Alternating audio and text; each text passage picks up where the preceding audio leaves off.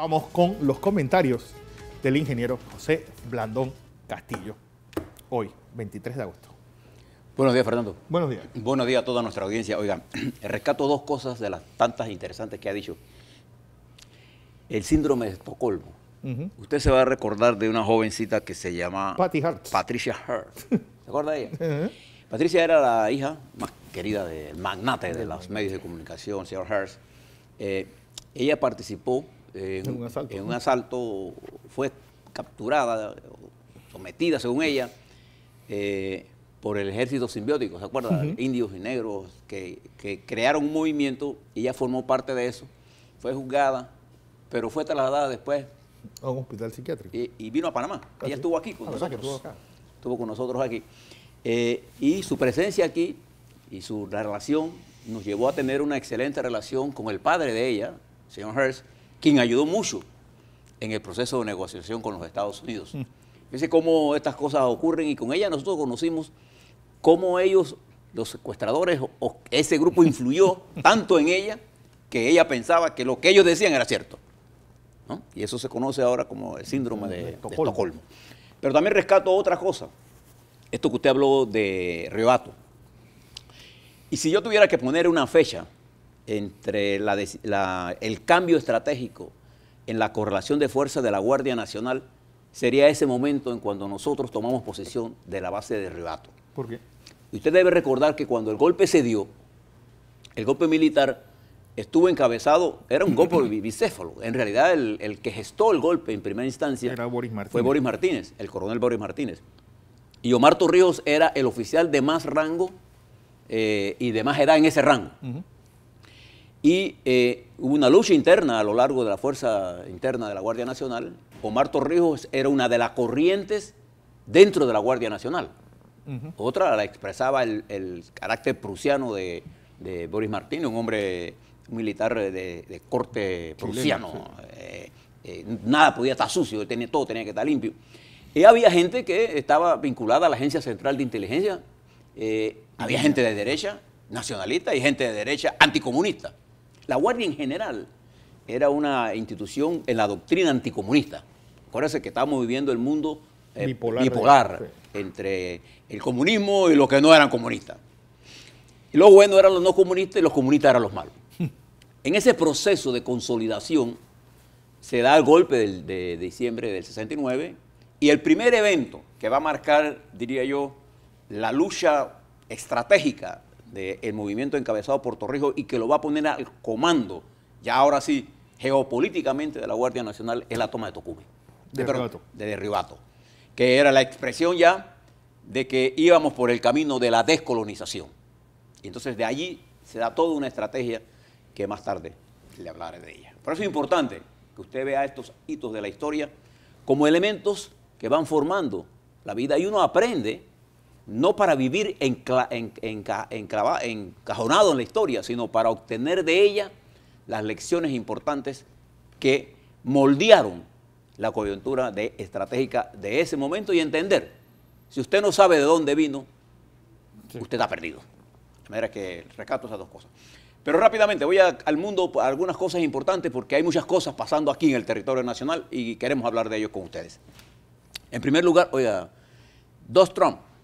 El Trump... Pero antes de que empieces, José, para no interrumpirte, vamos con Iván Donoso hasta la ciudad de Miami. Ahora sí, comentario del ingeniero José Blandón Castillo. Fernando, nosotros a nuestra audiencia le vamos a dar cobertura a todo lo que está ocurriendo en Miami. Es una noticia importantísima. Panamá es pendiente de lo que ocurra. Usted esté con nosotros que le vamos a dar lo que ocurre y las consecuencias de lo que ocurra. Le decía que antes de la presentación excelente que nos está haciendo nuestro compañero Iván Donoso allá, y ella es tu prima, ¿no? No, es que... Diana ojalá fuera. No se acordaba Camacho del nombre de la presentadora, Diana Correa. Diana Correa. Bien. Le decía que ayer escuché al presidente Trump y era como si ver dos Trump. El día anterior, hablando con sosiego, con datos, con análisis de lo de Afganistán. Y el de anoche era Trump en su salsa. El doctor Jekyll y el señor Hyde. Entre otras cosas, le oí decir que la CNN no estaba transmitiendo en vivo sus mítines, Y yo estaba viendo el discurso de él en la CNN y yo me puse a pensar, ¿qué estoy viendo yo?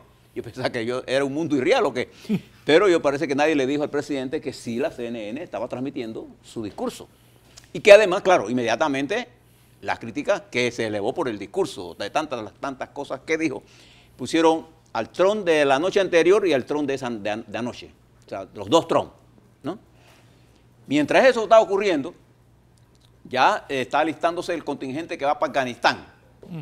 En este momento, mientras estaba Donoso dando su reportaje, la primera ministra de Alemania, Angela Merkel, acaba de anunciar que Alemania no necesariamente seguirá lo que Estados Unidos haga en la península coreana. Es decir, ella condena la acción militar como una acción viable. Ella dice que la acción militar es inviable, Angela Merkel. ¿Ah? Ella y sus pollitos de Europa. Ella y sus pollitos de Europa, subiéndole la parada al señor presidente de los Estados Unidos. Le advierto a usted que está circulando en las redes sociales y ya lleva cerca de 1 millón de reproducción, un discurso que se le atribuye al presidente de Rusia, Vladimir Putin. Ese fue un discurso que teóricamente pronunció ayer, 17, pero el discurso no se pronunció el 17 ni lleva el contenido. El productor ahora dice que eso es una parodia del discurso del año 2015 del Día de la Victoria. Y los subtítulos que aparecen en el discurso son falsos. Así que tenga mucho cuidado porque ahí se le atribuyen cosas al presidente de Rusia sobre los incidentes en Barcelona y sobre la nueva estrategia del orden internacional que él critica, que no son de su autoría. De manera que, fíjese usted cómo está el mundo, y usted juegue vivo. La información de las redes a veces usted tiene, por eso le digo que tenga un sentido crítico. No se puede jugar con estas cosas del mundo. Ahora, vamos al plano nacional rápidamente. Mire, primero voy a dejar de último el tema de Ricardo Martinelli, porque ese es el tema central de que vamos a darle cobertura. Pero quisiera, en primer lugar, expresar mi simpatía porque el exministro Jaime Ford ayer recibió el derecho a una fianza y está en libertad ya. En libertad, está en libertad en el sentido que salió de la cárcel con una fianza. Y el ministro Suárez debiera salir hoy, el exministro Suárez debiera salir hoy. La fianza esta no mata los procesos. Este es el gran... ¿Por qué nosotros luchamos por los derechos de todo el mundo? Porque usted tiene el derecho de afianzar y sobre todo cuando la causa que se está haciendo no tiene el fundamento jurídico de lo que se le está acusando a ellos, si no hay todavía una auditoría que pruebe un hecho delictivo, porque ellos están presos. Simple como eso. Y la fianza ahora le da a ellos la más garantía para defenderse de los ataques. ¿Quién se puede defender de los ataques? Preso. A ver, hay que leerse el fallo del segundo tribunal. De manera que los juzgados están en la facultad, y ojalá lo hagan, de enderezar los entuertos o los abusos que en una u otra forma cometan los fiscales. No le vayan a callar ahora a los jueces. De esto van a venir muchas cosas en el desarrollo de los próximos acontecimientos. De manera que creo que la salida de ellos cumple un proceso. No se está pidiendo, nadie está pidiendo que no se hagan las investigaciones. Lo que estamos pidiendo es que las investigaciones se hagan en el respeto de la ley y la Constitución y el respeto a los derechos humanos. Eso de estar mandando indagatorias y conducciones inmediatamente en violación a claros preceptos jurídicos de la Constitución, las leyes panameñas, viola sus derechos. Cuando alguien viola los derechos de otra persona, está creando las condiciones objetivas para violar el suyo. De manera que usted, porque sea su enemigo político, no avale violación a los derechos humanos de otros. Este no es un mundo de la barbarie. Si fuera así, no hacemos juicios y hacemos ahorcamientos, linchamientos. Los mandamos todos a una plaza y los matamos todos ahí, pues. Porque el asesinato de la personalidad es tan grave o quizás más grave que el que le manden una bala a usted y lo maten. Porque el daño que le hacen a su familia, a sus hijos, a usted, es un daño irreversible y usted queda vivo.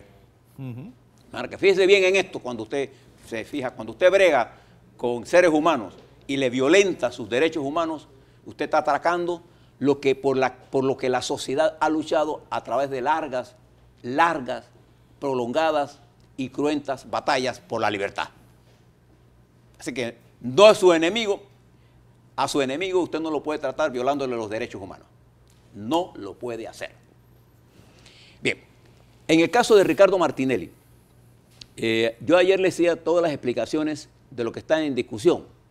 Faltan pocos minutos y estaremos pendientes de lo que pueda ocurrir. Hay un juego de barajas que pueden ocurrir. Recuerde que Ricardo Martinelli está allá no porque los Estados Unidos tengan un proceso judicial contra él. Él ha sido retenido en los Estados Unidos a solicitud del gobierno de la República de Panamá, que a través del de la Corte Suprema de Justicia emitió una orden de desacato y que pide su detención y su envío a Panamá, la Corte Suprema de Justicia. Este no es el Ministerio Público. Y la Cancillería de Panamá es la que instrumenta esta decisión, se la manda a la Cancillería de los Estados Unidos y el fiscal norteamericano que ustedes ven actuando allí está actuando a nombre de la República de Panamá en función de los tratados internacionales. Eso es lo que está ocurriendo allí. El juez, en todo caso, lo que va a decidir ahora es si existen o no razones jurídicas para extraditar a Ricardo Martinelli. Eso es el proceso. Hay algunos que están argumentando que puede hacerse sobre el Tratado de Budapest. Les expliqué ayer con mucha claridad que el Tratado de 1904, que es el que rige estos procesos, no contempla el ciberdelito como una causal de extradición porque no existía en esa época. Y el tratado que Panamá firmó a través de la ley en el año 2013, que se perfeccionó. ¿Se acuérdense que los tratados, aunque la ley se pasa en Panamá, su perfeccionamiento no está hasta cuando se cumplan todos los procedimientos, es del 2014. Y ese tratado, el de Budapest, la Convención contra el Crimen Cibernético, establece en su articulado que no se puede aplicar retroactivamente. Entonces aquí viene una decisión jurídica, vamos a esperar lo que el juez, lo que el Departamento de Estado ha dicho. No es la explicación jurídica, porque ese no es el sitio en donde se dan las explicaciones jurídicas, es en el sistema judicial. Y en todo caso, cualquiera que sea la decisión de este juez federal podrá ser apelado a otras instancias judiciales de los Estados Unidos. Vamos a ver qué sucede, que haga el juez y que haga Ricardo Martinelli, porque también Ricardo Martinelli tiene otras opciones. Podría, entre otras cosas, por ejemplo, desistir de la lucha y decir, bueno, mándeme para Panamá, pues. Podría hacerlo. Yeah. Podría hacerlo. Podría el juez decidir que no cabe la extradición y habrá un proceso para que quede Martinelli libre, no inmediatamente. Podría incluso decir que sí, que cabe la extradición, pero la decisión final queda en manos del Departamento de Estado, porque es una decisión política. Bien, todo eso está ocurriendo, nosotros les vamos a informar, no vamos a especular sobre lo que va a pasar, vamos a esperar que pase y les daremos a ustedes las consecuencias de lo que haya pasado. Yo quiero referirme también a otro tema importante. Antes de darle paso aquí, tenemos con nosotros el ministro de Seguridad, Raúl Mulino, sobre lo que el presidente de la República hizo en el día de ayer. Cuando en una comparecencia de 4 minutos nos informó que debido a lo que él llama la pérdida de la democracia en Venezuela, Panamá impondrá visas a partir de octubre de este año a los venezolanos. La primera cosa que quiero hablarle a ustedes es que todos los países tienen el derecho de expresar y de construir una política migratoria. Eso es un derecho del Estado territorial de la República de Panamá. Y ese derecho lo ejerce el país a través de su representante, que es el presidente de la República. Y no hay la menor duda que esta diáspora que se ha generado, diáspora es la movilización de grupos poblacionales que por razones de incertidumbre interna o externa, es decir, por presiones externas, guerras, etcétera, se mueven poblaciones, ha creado en nuestro país una situación seria. La migración en Panamá no es nueva. Nuestro país es el producto también de nuestro país, un crisol de razas. Nosotros tenemos aquí fuerte migración afroantillana, nosotros tenemos una fuerte migración china, colombiana, una gran colonia norteamericana aquí, viviendo con nosotros. Pero la colonia que más ha despertado antipatías en los panameños es la venezolana. Y esto lo voy a decir con toda seriedad, yo soy firme creyente de varios principios. El principio fundamental que yo creo es la no intervención de los países en las cosas internas de los países. Y cuando el presidente Varela dice que él está por la lucha, él como presidente, en la lucha por la paz y buscar una solución negociada a Venezuela, a mí me parece correcto. Lo que no me parece correcto es que como presidente inmediatamente catalogue al gobierno de una forma, inhabilitándose él para ser mediador de cualquier forma. Entonces no puede pensar que la solución política en Venezuela va a estar argumentando que Venezuela, que el gobierno venezolano rompió la democracia. Lo que tiene que resolver ese problema son los venezolanos. O sea, este es el problema de no manejar las políticas exteriores con principios sólidos. Nosotros creemos en la no intervención porque nosotros somos signatarios de un tratado de neutralidad permanente que apara nuestro canal. Por eso yo en lo personal me opuse a que Panamá fuera parte de ninguna coalición internacional en la lucha contra el ISIS. Si nosotros no creamos el ISIS. Esas son instituciones creadas por los grandes países que han invadido a esos países. Pregúntese quién creó la oposición en Siria. ¿Los Estados Unidos? ¿Quién creó los talibanes cuando los rusos estaban ahí? La CIA de los Estados Unidos. Entonces, todo esto que está ocurriendo, uno siempre cuando piensa en migración o piensa en política exterior, piensa en su país. Yo creo que por la situación en que se vive en Venezuela y por la calidad de los inmigrantes que están entrando a este país de Venezuela, Panamá necesita poner restricciones a esa migración. Yo creo firmemente en eso. Porque no es una migración ya positiva.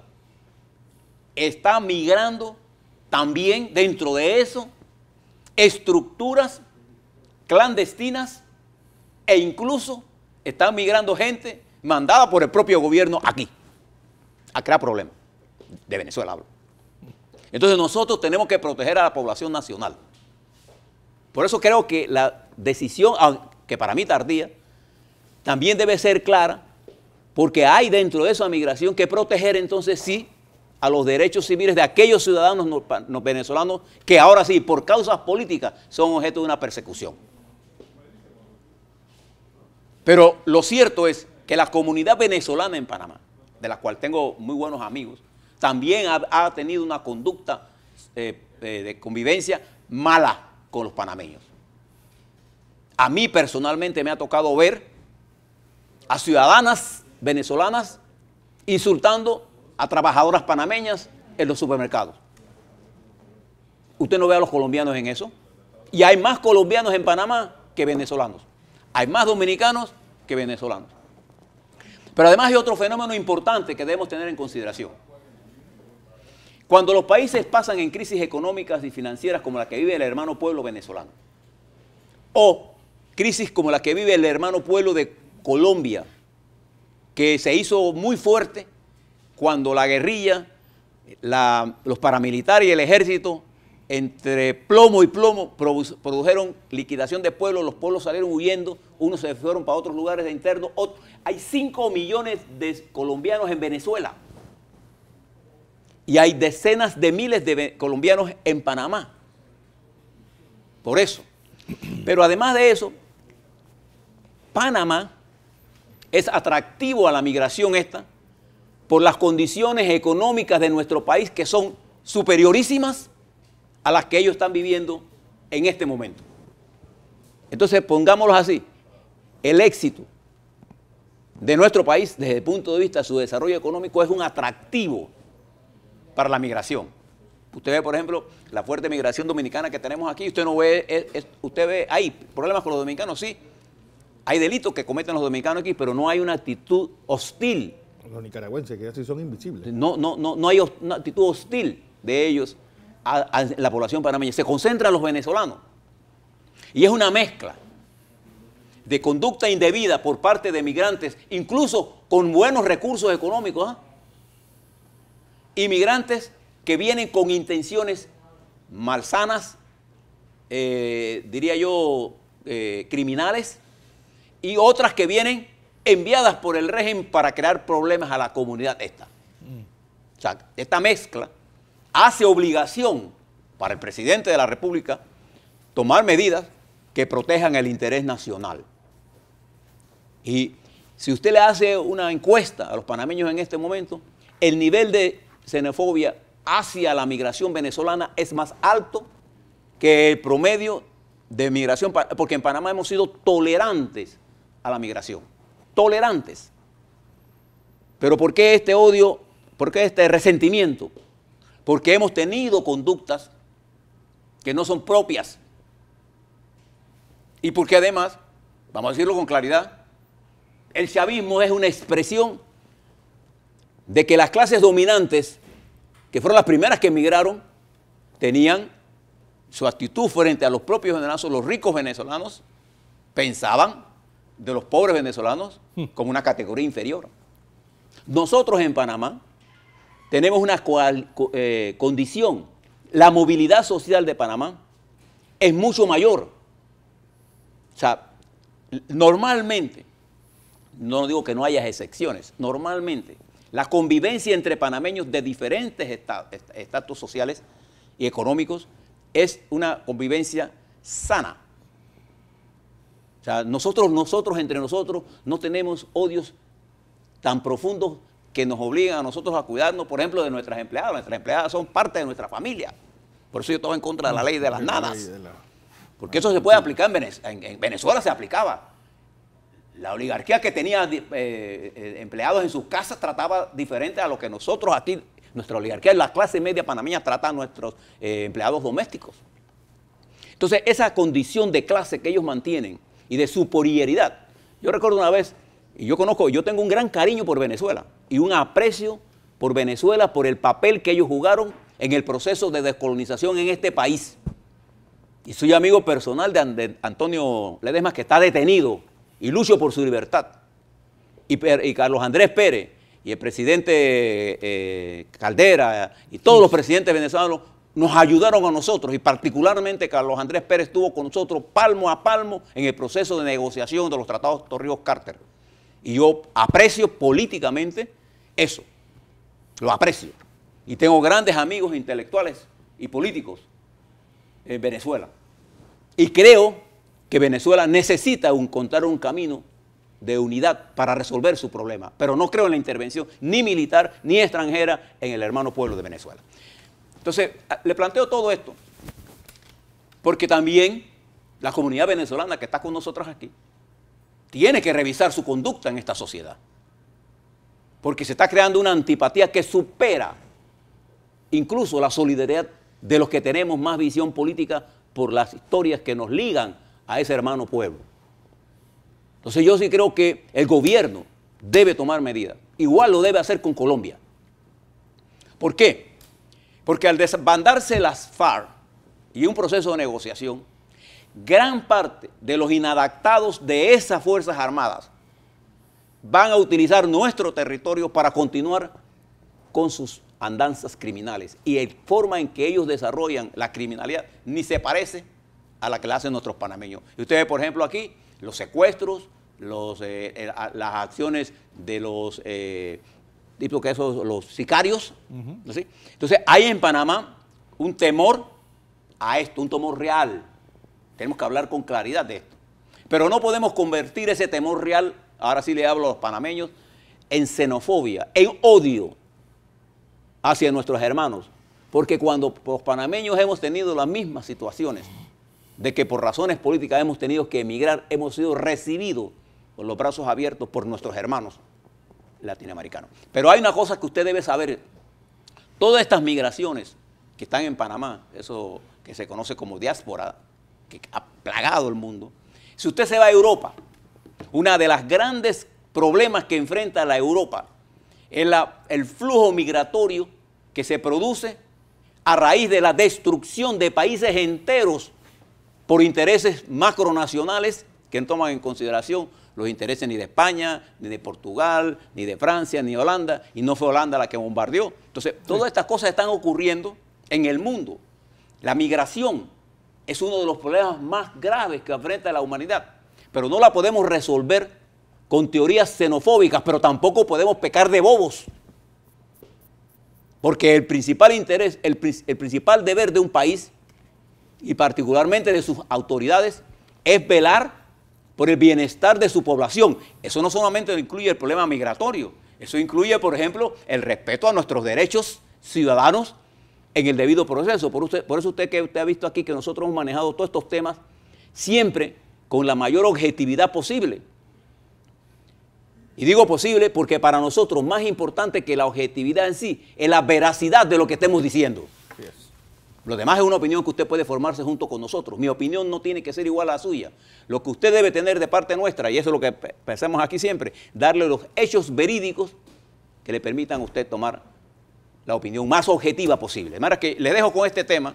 Hoy le vamos a dar una continua información de esto y las consecuencias de lo que ocurra o no ocurra en Miami, aquí, en NESTV. Así es.